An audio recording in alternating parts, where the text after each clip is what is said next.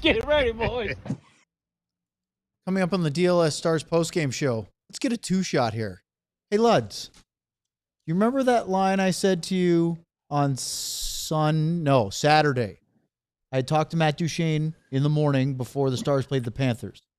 And I said to you, talking to Matt, Dutchie as they like to call him, and he said he likes playing center better than wing, more comfortable getting the puck, but he goes, he really wouldn't mind playing with Rantanen and Wyatt. Yeah. Turns out he was right. That worked pretty well tonight, didn't it? Squeaky wheel gets the grease. Well, we'll talk about it and much, much more. Oskar Bäck is back on the DLS Stars postgame show.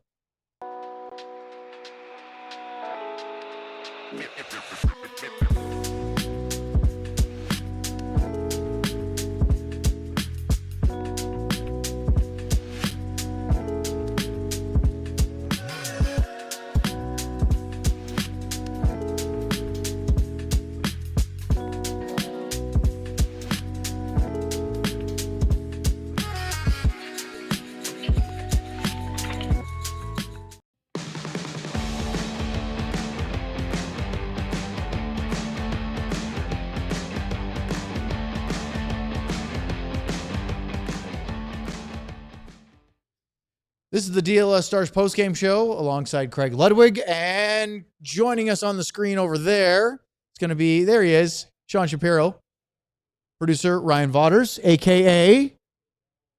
The Black Knight. Oh, we got another one. It's like, he said the Black Knight. It's a never-ending like Rolodex. A superhero. I'll allow it. Chocolate what was the original? Chocolate Thunder? Yeah. See, I got that one. You did get that one right. And hot then it's chocolate and I don't know. Sean, the search for nicknames for Ryan is becoming quite the amalgamation of whatever Luds comes up with in his head. Yeah, that's. Do we have? There's just things rattling around in there. It's just all over. Can we just have them written on the whiteboard above Lud's head? Can we have someone every break just run behind and just go right? Just on the keep whiteboard adding to it. Yes. Do we still have meat head up? No, wait. Now it says no soup for you. Oh, no soup for you. Can you see over your head? Gone. You can only see no soup. Right now it just says no soup. We don't see the U. There it is. We just see the no soup. Yeah. No soup for you. Right now we just see the no soup for Luds, basically. That's right. Hey, coming up on the post-game show, we're going to break down this whole game, talk through it. Before we get to that, let's show you the hat collection that is now out there.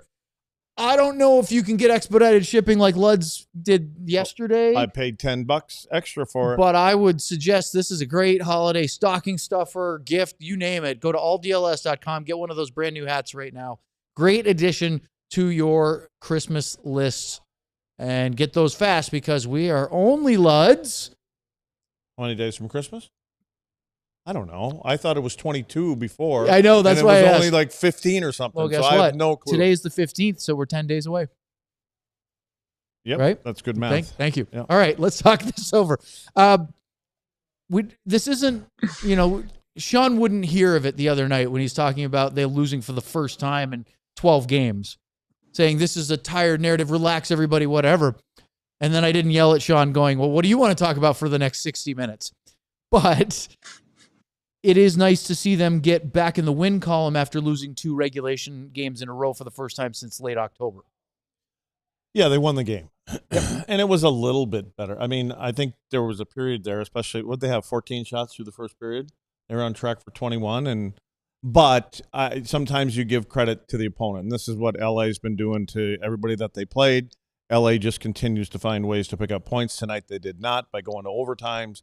Didn't work out for them tonight. But, I think that we're seeing, again, I just think there's with this schedule that's been going on and the guys, with the amount of minutes some of the best guys are playing, the top guys, it's going to catch up to you at some point. And I don't think they're out of the woods yet, but there was a better effort against a stingy, don't give you much space and free time kind of game. And what I like probably most about it is you didn't see Dallas try to open up because they were frustrated and weren't getting chances. They just kind of stuck with what they were going to do, and then ultimately they get rewarded. They were patient, and I go back to that game in New Jersey where they had to be patient, take their time, and then when the opportunity presented it, they took advantage. They didn't force, like you said, they didn't open up and start risking things and then get caught because of it. And sometimes when you're at home, you feel like you should be winning by a couple of goals, and you're not, and the fans kind of push you to do some certain things, and so they just got to continue to play their game. We have a lot of things to get to, but Sean, when you watch this one, what do you take away from it first and foremost?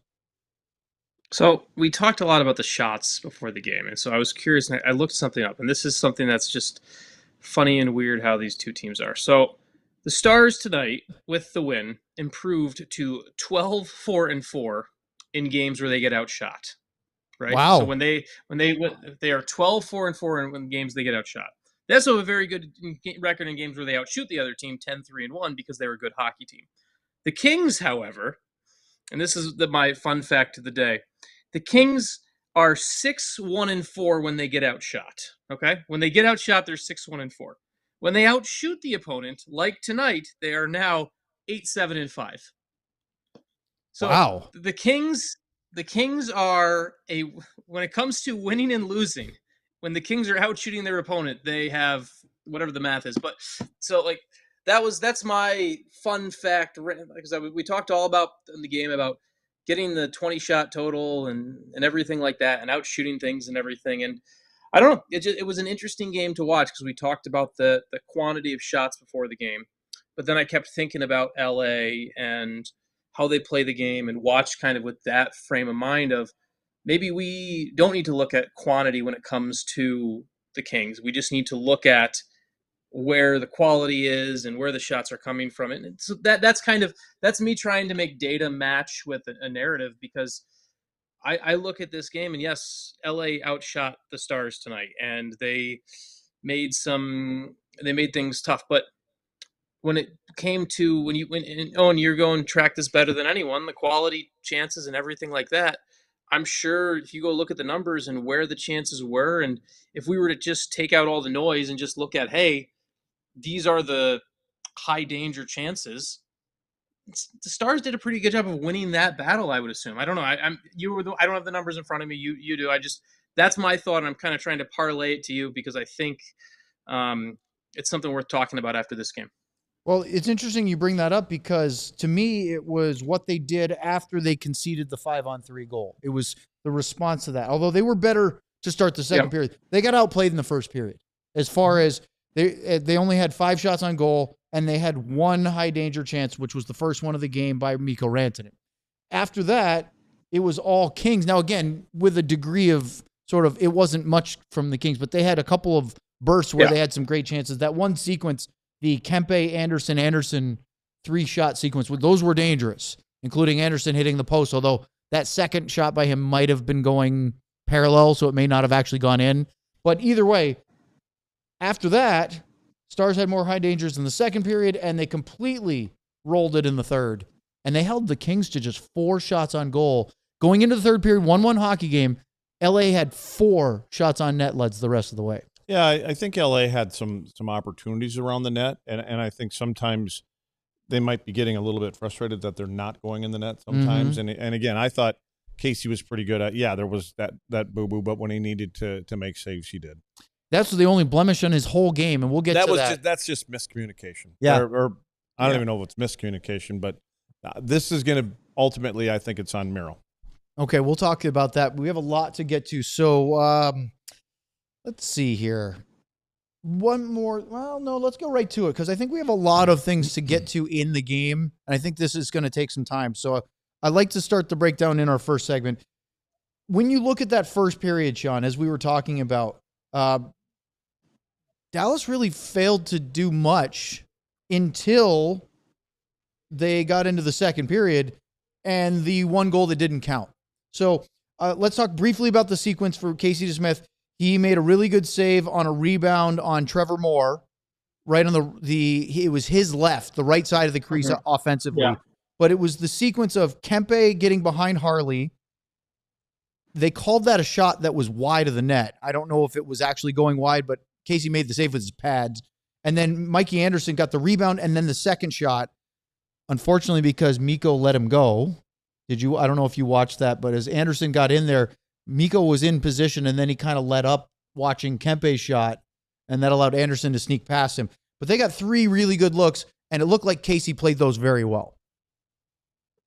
Yeah, he was. I thought he was good early. Like we said before the show, we said in the pregame show. Sorry, this was a game where this team needed somebody to be ready from the get-go after what happened against Florida the other night and everything like that. And I thought Casey did a good job with that. I thought he was really, and we'll talk about I believe the technical term is brain fart that happened on the one goal against, but the rest of the game, he did a really good job. I thought he did a really good job finding his composure with everything else. Just when it came to when there was rebounds, when there was a little bit of chaos here or there, he did a really good job of getting back to center and refinding that base. I thought he did a really good job of that, and that was something he established in the first period. And I made a really bad point, I guess. That was an all-out point. I am looking forward to the next game that these clowns are doing down here, and we're going to be up there. You're just going to shout. I'm bringing bells and whistles. You're going to think it's New Year's Eve. All right, let's do our first breakdown, because to me, this was a huge moment in the game for a multitude of reasons. Not the least of it was the fact that Darcy Kemper was forced to exit due to injury, but Wyatt Johnston looked like he had scored. He did score. He banked one off the goaltender and in. The call on the ice was no goal, goaltender interference. There were no penalties on the play. And there was a long delay, both for the injured player, and I thought maybe if they were reviewing it, there was no challenge. What'd you see? Well, I'd like to get Sean's opinion on this because, again, here's what's happening. Mikko's going to the net. Defenseman's going with him. There's going to be a battle, and you can see in different looks, like, Rantanen's not going towards the crease. He's going to go across in front of the goaltender. He's trying to get position. You can tell by his feet the direction that he wants to go, and he knows there's a point coming in or a shot coming in from outside there, just below the tops of the circles or just around the top of the circle area. And so he's just trying to get established position ultimately. But then, and you can see, I got an arrow pointing here to Kemper's glove hand. And actually he's not trying to, I thought maybe he was trying to hold Mikko off a little bit, but that's where the puck is. The puck came over here. I think the next couple looks, you can see it from the other side. Here's the crease. And this is where, again, I don't even understand it, Sean. I don't know what to say on this because Kemper's out on top of the blue paint. His body, his shoulders are over, or I should say over the crease area. His shoulders and his arms, as he's reaching for the puck, they're outside of the crease. And Rantanen's just in a battle coming to the front of the net. So I think it's just a play. It's a play that happens, but I don't know what Rantanen was supposed to do. I don't know if this is supposed to be on Kemper because he's reaching out, but he's trying to make a save. Here's the puck. He's reaching out to grab the puck.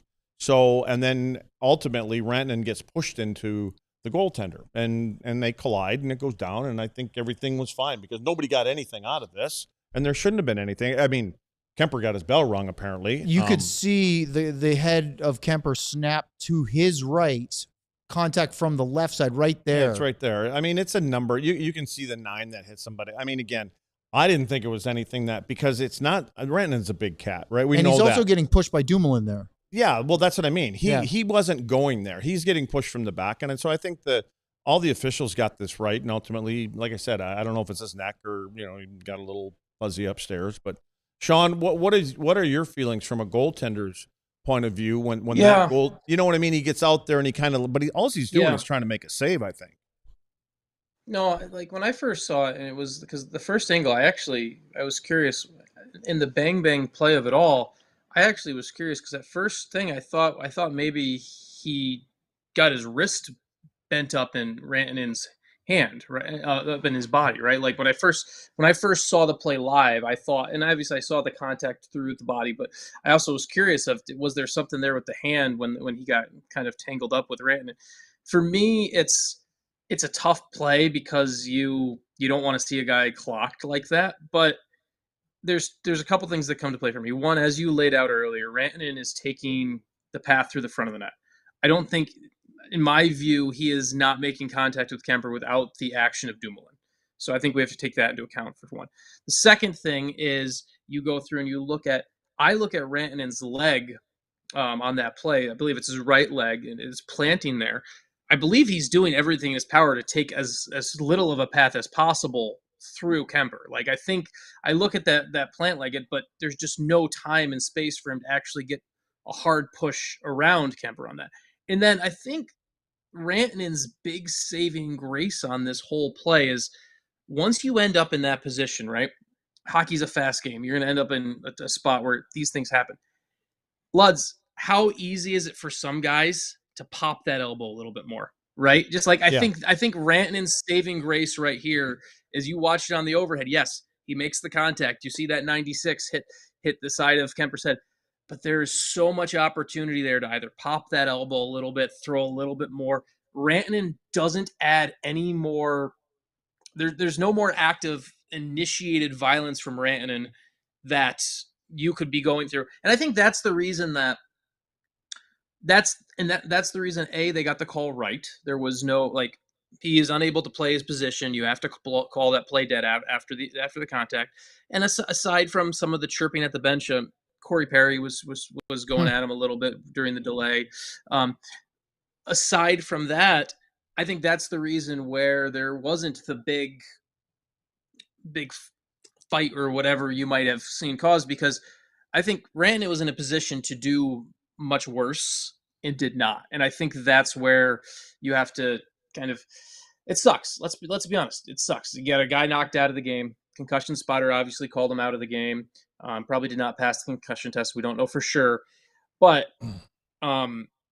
it's a play that happens in a fast sport, and I don't think anyone. It's the weird, like, Luds. Maybe I'll let you. I'll ask you about the Dumoulin part. Is there anyone who should have done something different on this play? Like, I think Kemper played the play right. Like, look, and it's just a hockey play. It's a hockey play poorly. Like, and, exactly. And I believe that from what I could see, it appears to me that Kemper spots the puck the whole way. And I think what he's trying to do when he's reaching out, and I'm defending Kemper in a way, because when he reaches out, he's trying to get the puck before it hits somebody and then gets deflected in. And so I think he's trying to eliminate that possibility. And so he's just going to grab the puck, and ultimately it doesn't work out for him. Well, it kind of does in the end. The goal didn't count, but, he on vacation for a little bit here. Well, I appreciate the breakdown, but we have to hit our ad break, and then we'll come back and we'll continue this. We have a lot more to talk about here as the Stars beat the Kings 4-1 on the DLS Stars postgame show. If you haven't set foot in a Wild Fork Foods location, one of their 9 area DFW locations, then you're missing out. We were there. I've been there before, but last weekend, the DLS team was out there, and I believe at the Louisville location. They got to sample the jalapeno bison cheddar sausage, apparently a huge hit. Some really delicious chicken wings.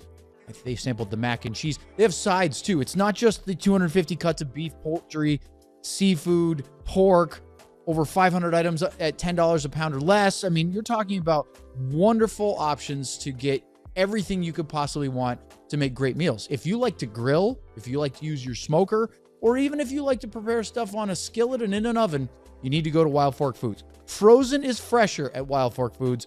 Their organic grass-fed 85% lean ground beef is $5.60 each when you buy 2.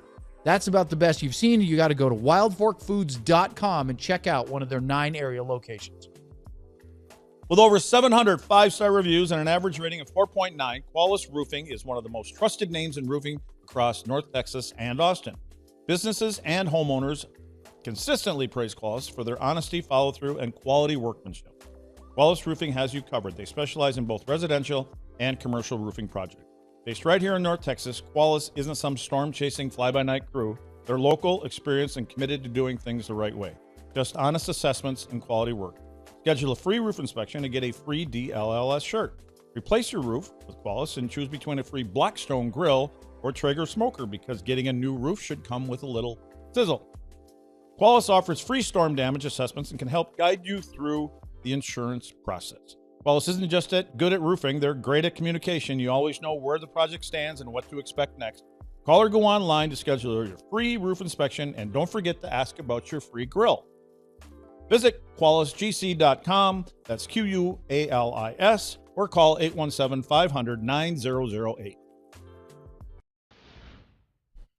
All right, we continue here on the DLS Stars postgame show breakdown of a Stars 4-1 win over the LA Kings. And boy, we are having fun in the chat tonight. Everybody listening in and watching on YouTube.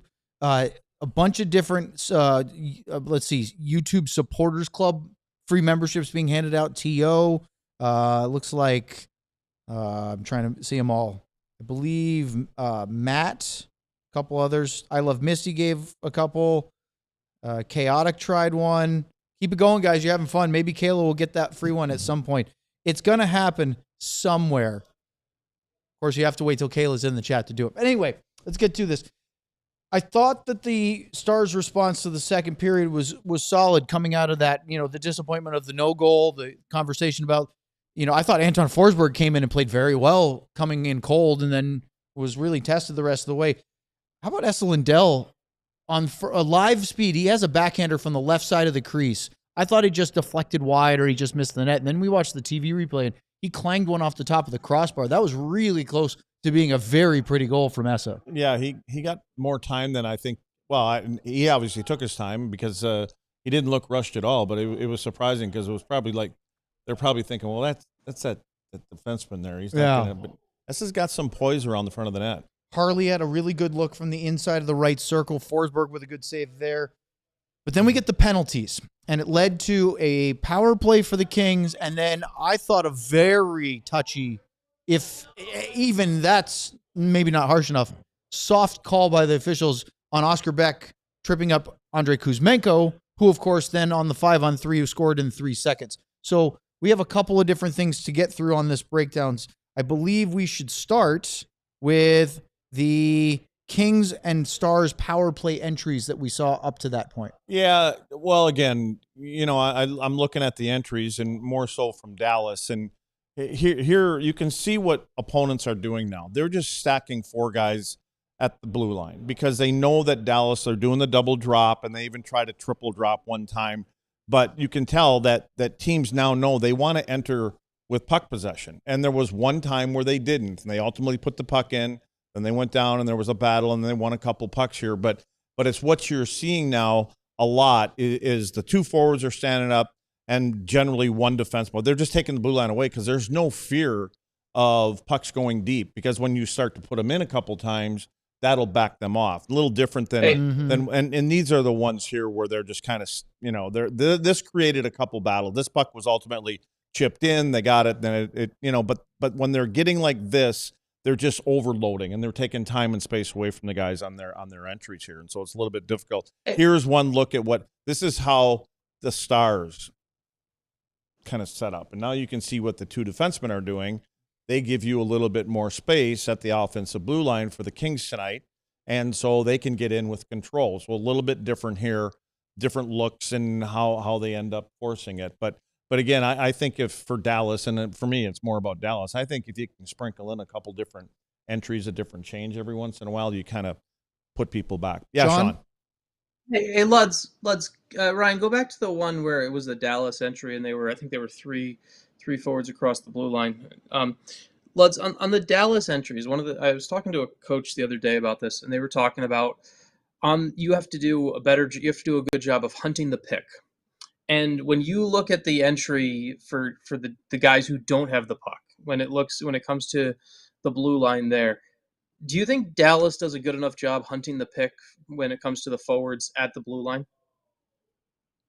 Well, they're not even trying to set a pick, in my opinion. The only guy that really is going to set any kind of pick, it would be either Miro or Thomas, and because they're the ones that drop it, then they just keep on going through the neutral zone. And ultimately what they do is they pull up and they stop right in the middle of the ice on the blue line. The 2 guys on the outside are supposed to be little outlets, and you typically want to be able to get your speed right from the red line to the blue line. So when the 2 guys that are playing tic-tac-toe there, all 4 of those guys will hit the offensive blue line at the same time. So if they can't get in there, that should be a little chip to their left or right, whatever side they're coming down on, and then they should be able to get in. But now they're just stringing guys across the blue line, the other teams are, and so they're making those passes difficult.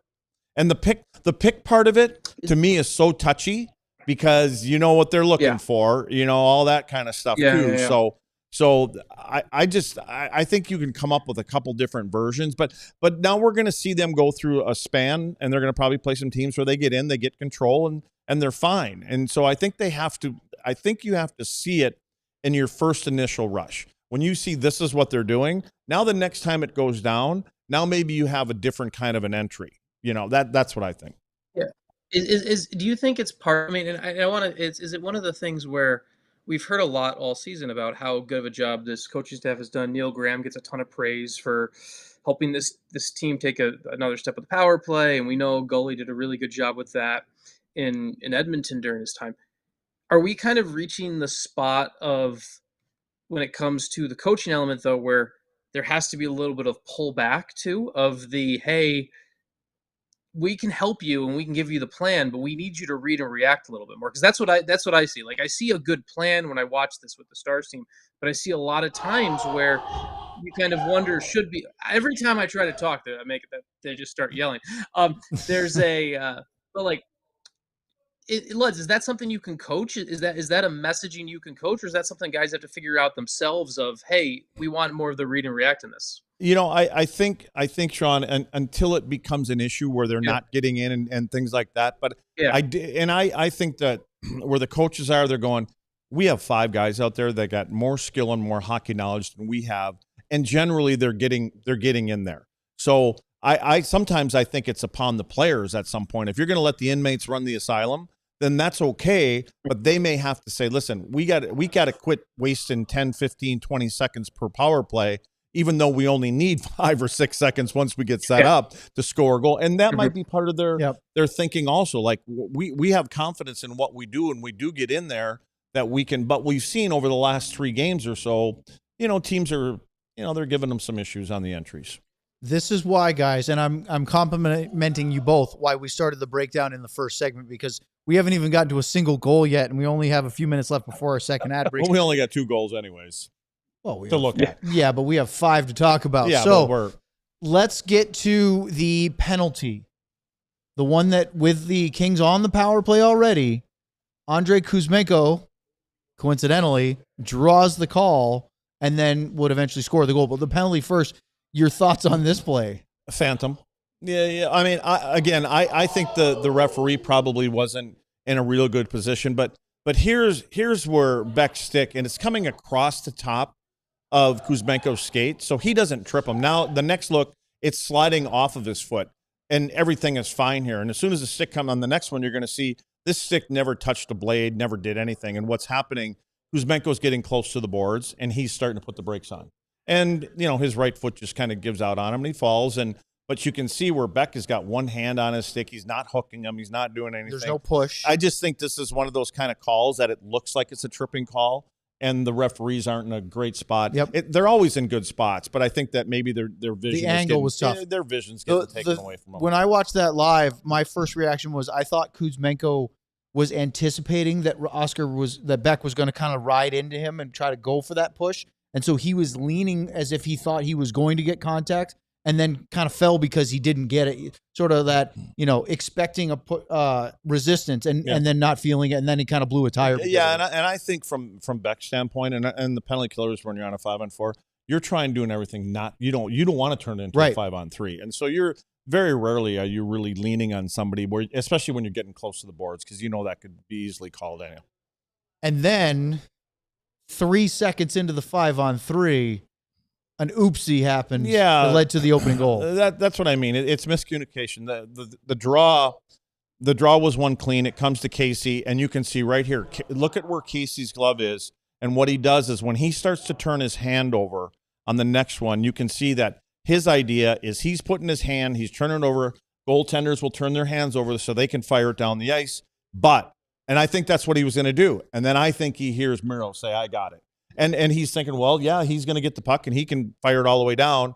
So Casey lets off right here. And then Miro lets off because he thinks Casey's going to take it. So it's just miscommunication. And then after this happens, and then Kuzmenko just comes here, and Casey, I think right now he's regrouping and going, wait a minute, he forgot the puck. And just when he's getting ready to, take a swing at it, Kuzmenko taps it in there. And then at this play, I don't even know if I put it on here, but what you'll see, Miro's looking back, right? And he went, oh, shit. He went, oh, no. And what happens is once he gets over the boards he gives the. I was close. I didn't. You are. I didn't, Yeah, I didn't just follow through. No, So, you didn't but he enunciate. smacks the glass, and he's disappointed. Yep. Because he knows that he called for it. That's what I think. I think he called for it, and he didn't take it because he thought Casey was going to shoot it, and there you go. Sean, that was the only blemish on Casey DeSmith's game tonight. Yeah, I mean it's a brain fart. It's what it is. It's one of those where I think Luds makes probably laid it out perfectly there for what happened with Miro. But for me, there's the moment where he still has it after Miro's gone. There's still the time for Casey to rescue the play, and that's where he just kind of he panics and he makes one of the biggest things in goaltending that they teach you is ideally you're making the right decision, but you should never be half-assing a decision one way or the other. And this is where it's a quick, chaotic game. So obviously, it's why it's going to happen every so often. But this is one of those plays where, from Casey's perspective, after Miro's gone and you've miscommunicated, he has to do something, right? And that's whether it's at least because he has the puck right there on the blade. There's a little chip. Or he can just drop and cover this with his glove, and it's not going to be pretty, but it's still going to be something. And I think that's kind of one of the, I guess if we're going to use the word teachable moments, right? Like Casey walks out of this game with a shutout if he doesn't have the brain fart right there. And so it's and John, here's what I think. If that's Otter in there, I think Otter it recognizes where Miro is, and because Otter's one of those guys that just bumps the puck a foot away from him. He pushes out in front of him, and then he backs off before Miro even gets close to the crease area. Then Miro knows 100% I got the puck because he'll read if anybody else from any opponent's going to get to the puck before he does. I think that's what – and I think if Casey had to do it all over again, he'd probably do the same thing. Just go – he doesn't have any pressure. The centerman's still standing in the circle, and their right winger wasn't anywhere near it. He just leave it right here and just back off, and then you don't even have to say anything. Me, as a defenseman, I would know you're leaving the puck. You know, that – now, but again, you know your goaltenders, right? If it's Marty Turco, just stay over here. Get out of the way. I mean, he can shoot it down harder than most guys can. Yeah. If it's Eddie Belfour, he'll want to shoot it down. You know what I'm saying? Like, you know your goaltenders. Yeah. We'll finish the second period, get into the third, and break everything down, and then we'll get to your super chats. The chat's fired up tonight. There's YouTube Supporters Club memberships being fired all over the place. We'll have some fun with it as we continue here on the DLS Stars postgame show. Let's talk about game time for a minute because it's already more than a third of the way through the 2025-26 NHL regular season. If you haven't gone to any games or enough games, you need to use game time and get those NHL tickets. There's nothing better than in person. On the glass or all the way in the last row of the nosebleeds, you can have a phenomenal time, especially at American Airlines Center or anywhere around the NHL circuit. So what do? Well, easy. You just download the Game Time app, and they can walk you through everything that's available. You can look at the venue, the team, the dates. You can get zone deals where you don't even pick your seats. The Game Time app picks them for you. You get better deals by picking just a section. Or, let's say, seat view, so you know exactly what you're working on. And, of course, they always have the lowest price guarantee. Take the guesswork out of buying NHL tickets with Game Time. Download the Game Time app, create an account, use the code DLLS for $20 off your first purchase. Terms apply. Again, create an account. Redeem that code DLLS for $20 off. Swipe, tap, ticket, go. Download the Game Time app today. Now, if you're in this mode, and I'm not going to ask Luds to do the math because the last time he said this, we're talking about 15 days wrong or something like that. I kid him. We have only a few days left before Christmas. So if you are shopping for somebody and you need an item, now's the time to go to Aura Frames and get the perfect gift. I actually just bought one of these. I have one, but I bought one and it is so easy to use. And if you get one, it's in a really cool gift box. There's a QR code. You can scan it and you can upload a gift message before the person even receives it. It's already on there. As soon as it connects to Wi-Fi, you can get a photo or a video with it's perfect. So what do? Well, you go to auraframes.com. That's AURA frames.com. Use the code DLLS at checkout, and it is the perfect gift. Terms apply, but you can save up to $35 off their Carver mat frames. Oh. All right. Let's talk about a couple of plays. Talk about that, baby. I like that. I like that song. Not bad. Power play for the Stars and Maverick Bork. Great setup pass by Jamie Benn down to the goal line. He and Duchene exchange passes, and then Ben slips it through the defense to the far side. That was, I shouldn't say lucky, but it was fortunate that it made it through. That's what happens when defensemen go down, especially his right skate, when your toes are on the ice. When your toes are on the ice, there's always a gap through that small area where the laces are. Did you happen to see the look on Maverick Bork's face after the shot? I think you're giving credit to the goaltender, right? Big goaltender. He gets over there. His pad is flat on the ice. And, I mean, Mav shot it right away. So, but again, if it's Rantanen, does he hold it and then go upstairs? Or I just feel like right now, and Bork made a pass earlier in the night, which was absolutely gorgeous to Duchene, where Duchene then tried to go to Ritskovian, which was a good idea because if he gets it there, it's a tap in. I kind of wanted Matt to shoot that. Let's go back to the pregame show, what I was talking about. Yeah. Too many passes sometimes. Well, I was willing for Duchene. He's going to try to make that pass, right? That's Matt Duchene. But, like, Bork has the skill in his arsenal, in his bag of tricks. He can do it. But I looked at that face after the save by Forsberg, and I just thought, man, this kid's confidence offensively has to be just like Swiss cheese peppered by a machine gun right now. Yeah, I suppose. But I think he's hard on himself, too. I think he's extremely hard on himself. He puts all the work in. Sean, you know him really well. I think I talked to him multiple times this year, and he is so critical of his game because he expects to be contributing offensively regularly, and I don't think he feels he's doing that. Yeah, you're not wrong about how critical he is of his own game, and it's something he is both added within his professional career and is both very proud of, right? He's a kid who came in, turned pro, went from the Q to the A, didn't have the success in that first year, started looking at all of these things, and then really found the success in the AHL when it won a league MVP award and all of that stuff. And so he's someone who I know that there's some added frustration because there's like anything in life, right? You think like, oh, you figured it out, right? Like you figured it out, and now you broke through and you figured it out, and that's what happened for Maverick. And then now you're dealing with some more struggles and you're dealing with some more challenges, and you're like, I worked so hard to get to this point, and I thought I was over it. So there's definitely he's one of those guys where he just needs a string of that, like he just needs a string of lucky breaks just to kind of reverse the cosmic karma in his brain, I guess, on it, because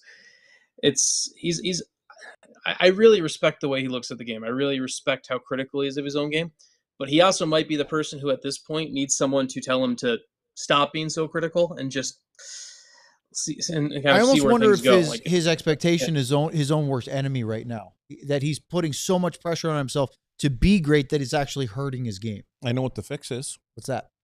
Joe Pavelski. Really? Yeah. Look, I think if Joe was here, he would come in, he'd go on the ice, he'd talk him through certain situations, he would throw him little different spots maybe to be on the ice. I think you need a guy like that. Wouldn't hurt to have a guy that we can ring a bell every now and then. I know, but they're pretty busy up there. There it is. Is that something? Lutz, is that something that someone can provide if they're not a teammate?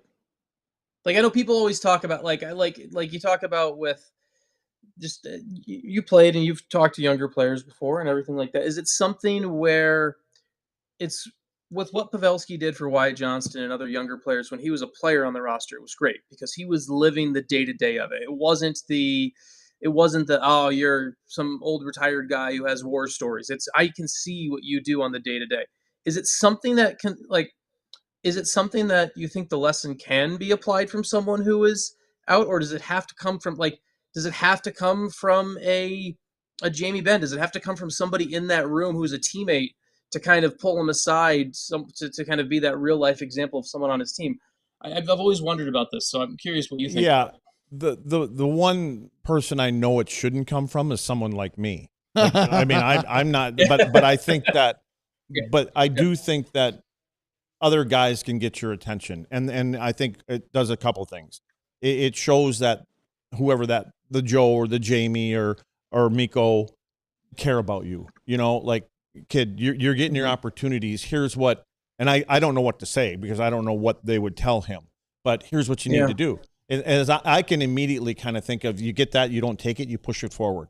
You push it to, and then or you pull it back and go upstairs. But those are all things that I think it's repetition. You get your coach out there and he passes you those pucks over and over again. It has to become muscle memory, and you don't think about it. You just but again, it's probably you have to go through video, which I'm sure all these kids do. Yep. And you got to be able to see, and you see it enough. You're like, man, I had more time, or I should have did this. And so I think it's a combination of things. But again, I'm not the right guy. Okay, obviously. so did either of you have any thoughts or issues with the Jamie Benn push in the puck no goal that they immediately waved off? Was that pretty clear that he pushed in hard, or did you think the only thing that was clear to me is that the referee that was standing by the net waved it off, and he was very adamant about it.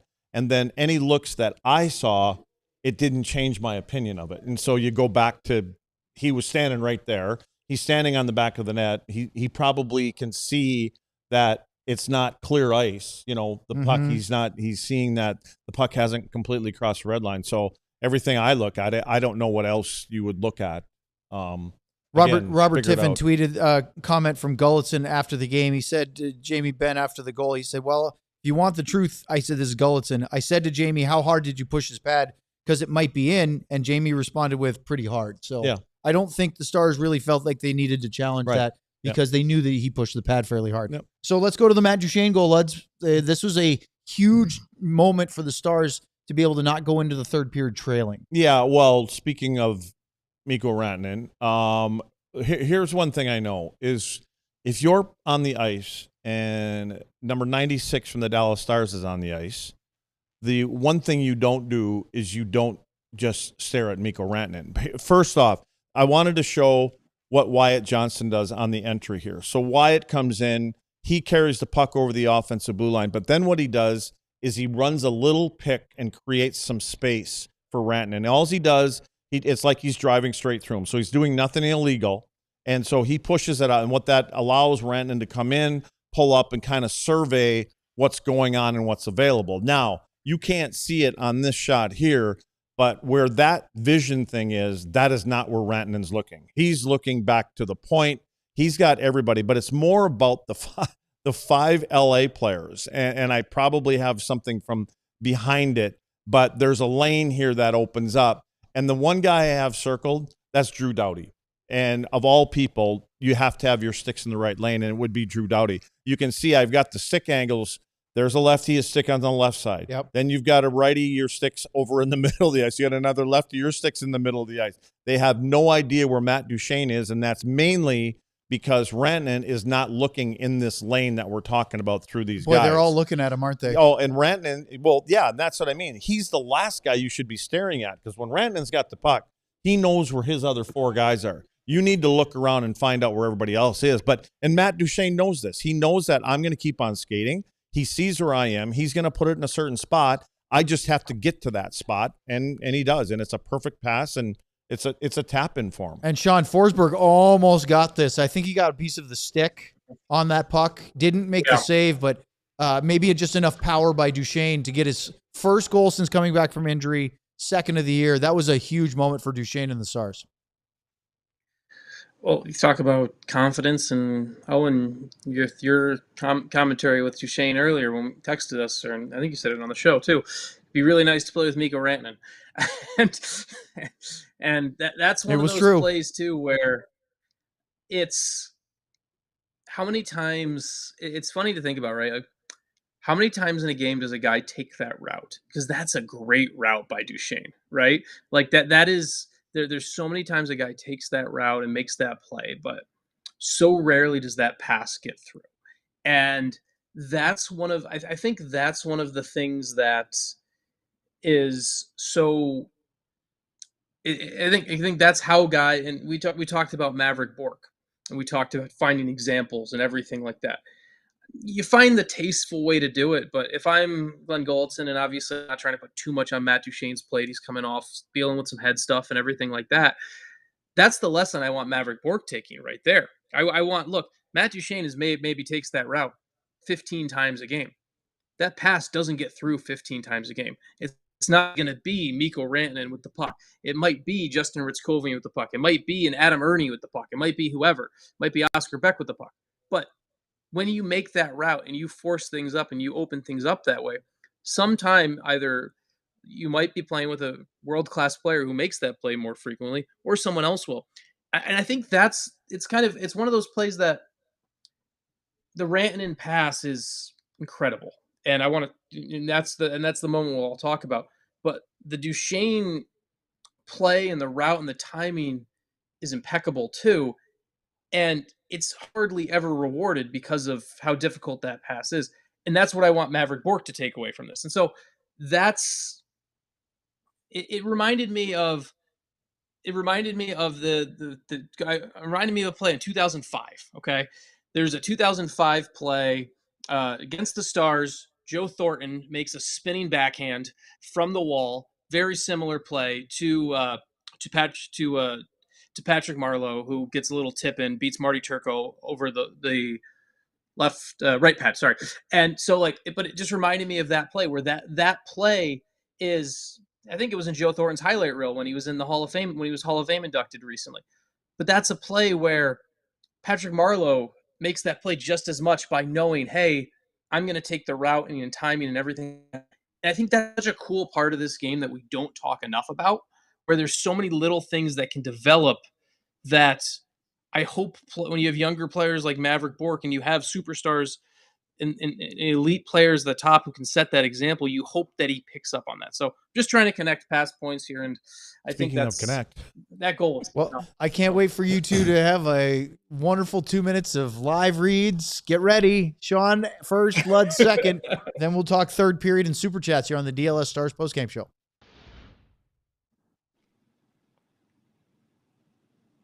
Sean, you're first. I'm first. Let's talk about, we are in the postgame read. Let's talk about being a diehard. And if you're a diehard, Goodness. if you're a diehard, you get access to everything DLS has to offer. Not only do you get access to the wonderful writing that Sam does on the Stars, our Cowboys, Mavericks, Rangers, even our Wings writers do everything on that. You get access to that. Wonderful writing. You also get into the diehard only Discord, which is a incredible community of mostly Stars fans that we care about, but obviously we care about all of DFW fans, so all DLS fans. And it's a great place where it really is the embodiment of, I believe the line for all cities, we make it more fun to be a Dallas sports fan. Being a diehard makes it more fun. You have people virtually and digitally watch the game with. There's more than 260 of you watching this post-game show live. There's way more that will watch it later. A lot of you are in that Discord chat right now talking. It's a great thing. So become a diehard. And on top of that, you can also get the written element within the newsletter that comes into your mailbox every Monday through Friday. Gives you everything you need when it comes to DFW sports. And you can get that alldls.com/newsletter. There's the diehard link right here. I think I'm pointing at it, maybe, whatever. And so yeah, become a diehard, become part of the club. It's fun. What do I have, about 4 seconds left? I mean, hot chocolate doesn't start the counter until he's like 3/4 of the way through, so I don't know where the hell we're at. We don't know how much time we've been on the air right now in that last read. Good job, Sean. I just wanted to show you one more time the hat collection that Lutz has got hats coming, because he figured it out. Owen figured it out, in all truthful. Thank you. So Owen figured it out. So anyway, there are the hats, and I'm sure right now we're over about a minute and a half. No, you got about 12 seconds or so. How can you tell? Because I saw what time on the big clock when we went to break. You don't trust that clock up there with him either? Well, I just looked and it said 0, and oh boy, here we go, and then waited. And then it stayed there, and it stayed there. You know what, though? You vamped enough that I think we're done. He's over there getting name tags written out for all of his aliases. All right, let's talk about the third period, then we'll get to your super chats, because it was a 1-1 hockey game, but the Stars absolutely controlled play, 13-6 scoring chances. Oskar Bäck scores his first goal after a 22-game goal drought. A nice redirection, and in a game like this against a team that doesn't give up a whole lot, those are the kind of goals. Honestly, Les, that's the kind of goal they needed against the Panthers on Saturday. They didn't get it. They got it tonight. It was a wobbling shot coming in. Cody Ceci does a poor job of tying him up. He actually gets his stick up underneath his armpits, and he does nothing to his hands. And it allowed Oskar to get his stick on the puck. And, and again, goaltender's going up. Oskar, nice little tip. I think it hits the shaft of his stick. I don't think it hit the blade.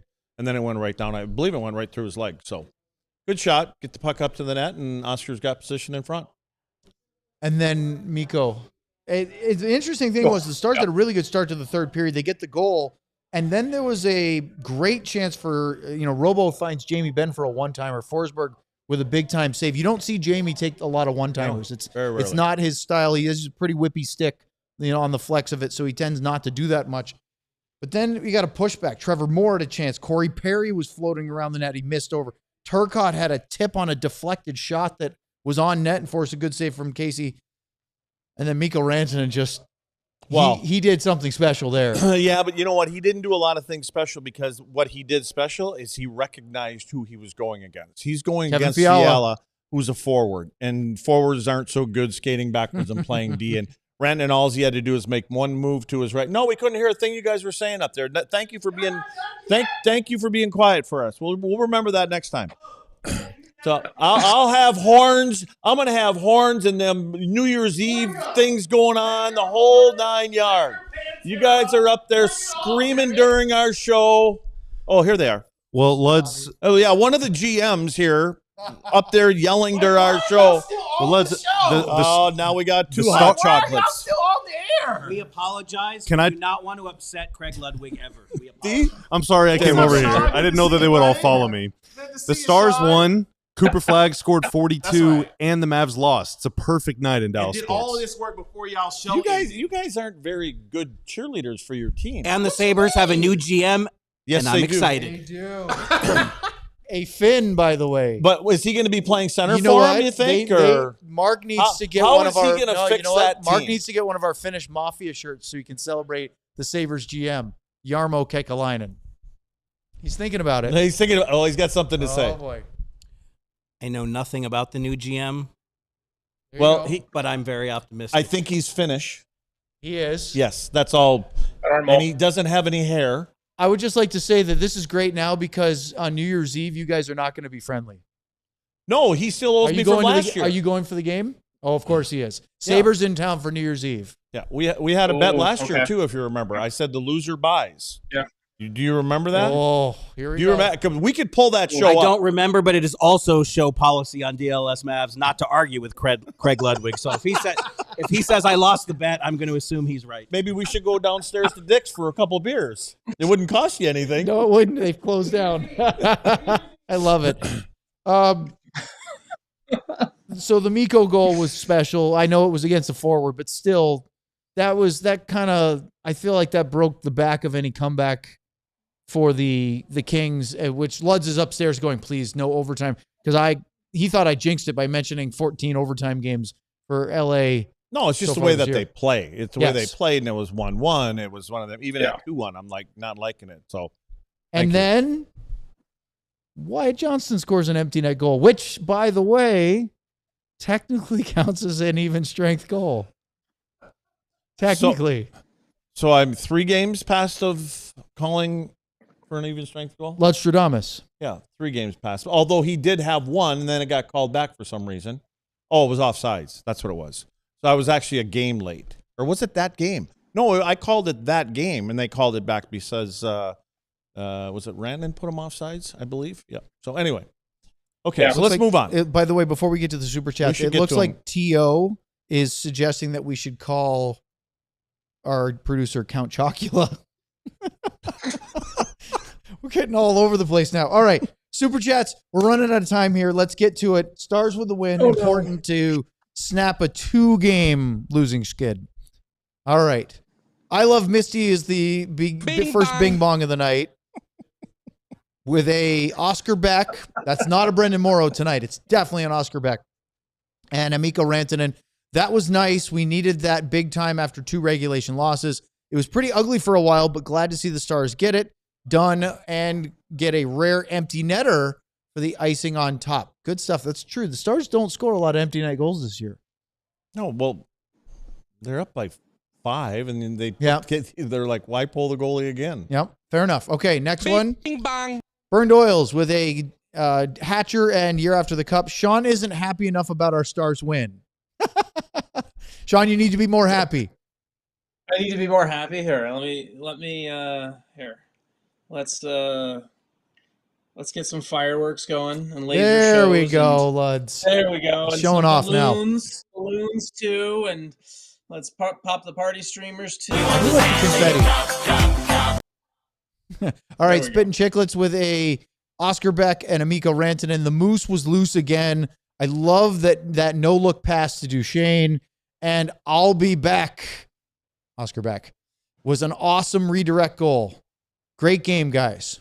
Thank you, Spittin' Chicklets.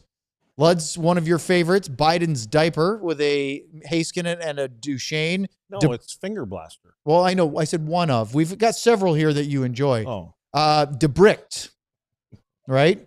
Who? DeBricht, not DeSmith. DeBricht is he's going with. Chaotic with a Heiskanen and Rantanen. Hey, Kempe, it's always horns up, you bum. Oh, he remembers from the last time, the overtime horns down. Craig's Buttwig, this is another one you love, with a Ludwig and a Rantanen. Mikko is an alien. I bet he has a sledgehammer. That seems inappropriate. Let's go on to Sports Guy T.O. Or appropriate. I don't know. It could be. Could be. Yep. With a That's Sean. He goes in the rooms all the time. He gets that's interviews. a different era because they have their own change room now. They don't do that as much, or if at all. Ludwig and a Rantanen, never been an animal in these parts like 96. Moose. Agreed. It's true, right? Yeah, it's true. There's nobody in Stars history that's quite like Mikko Rantanen. No. And he's got a bite to him. You know what I mean? He's not just quiet. He's got a bite to him. Yeah. Yeah. I like it.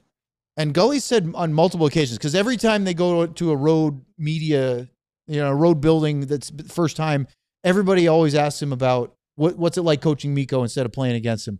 And Gully constantly will say, I didn't know how hard he competes. I didn't quite know the fire he has. And he says a lot of times guys come in and they're kind of quiet at first to a new team. He goes, Mikko has no qualms about speaking up. Doesn't it seem though that while we're here, and I know that we've never, had him play in front of us as often as he does now, but even when he was with the Avs with great teams, it didn't seem like he did those same kind of things. I just wonder if the narrative, Sean, maybe you have the feeling on this, a little overshadowed by McKinnon and McCarr in Colorado, even in spite of his talent. 100%. No, yeah, I think it's overshadowed by those two. And I think, honestly, I think him kind of projection-wise and image-wise, career-wise, has him coming to Dallas been one of the best things to show how much he drove everything. Luds, real quick to you. When you talk about Finnish hockey players and everything like that, a guy I know you played against, does Rantanen play a style in your mind in the physical sense that Esa Tikkanen wish he could have played if he was 5 inches taller? Yeah, I can see that a little bit. I can see that. I think Tick had a little bit more get his stick up in you. You know what I mean? And he gets you in the balls every once in a while, or he gets you up around your in the throat. grundle. Yeah, and the gonad or the what are the grundles? In the grundles. You had to ask. Come on, you're the king of the grundle read. You know what? A good little story about Tick is that he used to chew while he was out there, right? He'd always have a dip. Really? So, and he would have it in all the time. So he actually, this is kind of gross for some people probably, but it put a hole up in here underneath his cheek and his cheekbone. So he would pack a syringe and he would shoot it up underneath and it would sit right up here. Oh yeah. Yeah. So that ain't right. Oh, that's a dedicated chewer. There you go. That's a great drop for that one. Where are we? Spittin' Chicklets with the second one, a Beck and a Ritzkovian. At Luds, probably way too early to tell, but does Ritzy's play style in any way remind you of Pat Verbeek? Hoping he will grow into his version of a little ball of hate. Okay. Not yet, because I think Beaker's got over 550 goals in his career, so he's got a ways to go. And he's very bad. Beaker and Marchand kind of remind me of each other. They both got that little man syndrome, sticking in your nuggets all the time, and Grundles. and underneath your chin, and just dirty player guys you hate to play against, but you can't wait until they're on your team. Yeah. All right, let's go to the next one. Bang. Beats breaks bricks 6566 with a Canadian Heiskanen and Duchene. Rep East Van City, missed game, but not you clowns. See? You missed watching the game, but you came on for our post-game show. Very much appreciate it. That's loyal. Bing bang. Ardell with a Lord. Bishel and a Ben. Sean, are you seeing the 1 degree or % more from the team? It feels like they're not waiting for Ben to handle everything. Thoughts? This was a bit of a chippy game tonight in times. Yeah, I don't know. I think there's elements of. I don't know if it's been the constant 1% every single game that Gully talked about when he was hired, but I do think collectively this was game, 30? What number of game was this, Owen? 35? 34? 34 tonight, I believe. Yep. 34. I don't know if you were to tell me the team was 34% tougher than they were at this time last year, I'd believe you. I don't know if it's been the constant 1%. I'd be curious to ask Goalie his view on that, because it's something where there's stretches where there's definitely didn't happen the last game. It didn't happen the last 2 games. Yep. But maybe if you did it 3% today, does that make up for it? That's actually a really good question to ask Goalie that I'm looking forward to bringing up with him later this week. So you generally find games are a little bit more edgy and chippy if it's a man-on-man kind of game, because somebody's always in your pocket and they're grabbing and holding you, and you're trying to get away from them. Foxa and Brent Clark tonight, exchanging that blows. kind of stuff. Yeah, I mean, Ritzkovian was in the middle of a bunch of stuff. Yeah, well, Corey Perry was all over the ice. But you're naming guys that it doesn't matter what system you're playing in. That's who they are. No, it was feisty. It was enjoyable. Sean, any final thoughts here as we've just about wrapped this one up? You won't be on the show tomorrow. We're off on Wednesday, but you will be back for our Thursday game, which I believe is San Jose. And yes. Actually, an interesting question for you real quick. I wondered if after Ottinger played 2 in a row, they might go to Casey tonight. But then I thought, oh, man, maybe they want Ottinger for the Anaheim game. But as Casey played well tonight, you go back to Jake for San Jose and then turn around and play Casey in Anaheim on the second half of the back-to-back. I think it's... What did they do the last back-to-back when they had it? It was... Well, put it this way. They have not yet played Casey DeSmith in consecutive games. I don't believe. I believe that even when he has played, they've always gone back to Otter. I don't care which of the 2 games Jake Ottinger plays, but I think just from a usage standpoint, as you kind of get through all of this, I would ideally hope that the next game after the back-to-back, you're going to Casey. I don't think it matters whether Casey... So he played the game in Florida on November 1st, and then he started at home against Edmonton 3 days later. That was the first. And then it happened again, actually. That was the one. I forgot about this. He won at Ottawa, and then because Jake was coming off an illness, they gave Casey the start against the original plan at Madison Square Garden, and then Jake came back and played the next night in New Jersey. So it's actually happened twice. So I stand corrected. It's very possible they could go to Casey again and say, hey, Jake, you're going to play in Anaheim on Thursday. Leds, you're shaking your head. Go to Jake. Go to Jake. Why? Go to Jake. Yeah, he's been good. Win the game you're supposed to win. Yep. Go into San Jose, win the game. If he gets an easy game, you want to go back with Jake? I highly doubt it. But what's wrong with the thing I like about that is that you play Jake on Thursday, Casey on Friday, and then Jake is fresh to play the Leafs at home on Sunday, right? You're making it too difficult. Just Jake's not gonna miss a couple games. I think so. All right. Well, fellas, we're done. Oh, thank you. Appreciate you. You're going to tell me. Luds, I thank you for sticking with us for the full hour. Right. You know, God, we have you for it. It was great until the peanut gallery got free. They're a pretty loud peanut gallery, aren't they? Yeah. All right, balloons from Sean. We will be back on the show tomorrow at 2:00 Central Time, live for our normal, actual, regular podcast. It's the one this week, and I think the only one the rest of the month because of the holidays. Our shows from home then? The next, the 2 games in California, we'll be doing them from StreamYard. Right from the hot tub. So we got some remote shows. But until then, for Sean Shapiro, for Craig Ludwig, for Hot Chocolate, Peppermint patty. Black Knight, This- peppermint, whatever. Black Knight, yeah, Black Knight, peppermint. Or You look at me like you didn't say that about half an hour ago. For our private, aka Major Ryan, I don't even know now. I'm Owen. Thanks for joining us tonight. Great stuff in the chat. We had a lot of fun. We'll see you tomorrow for Stars regular daily pod here on DLLS. I am dangerous. We all silly like the mayor.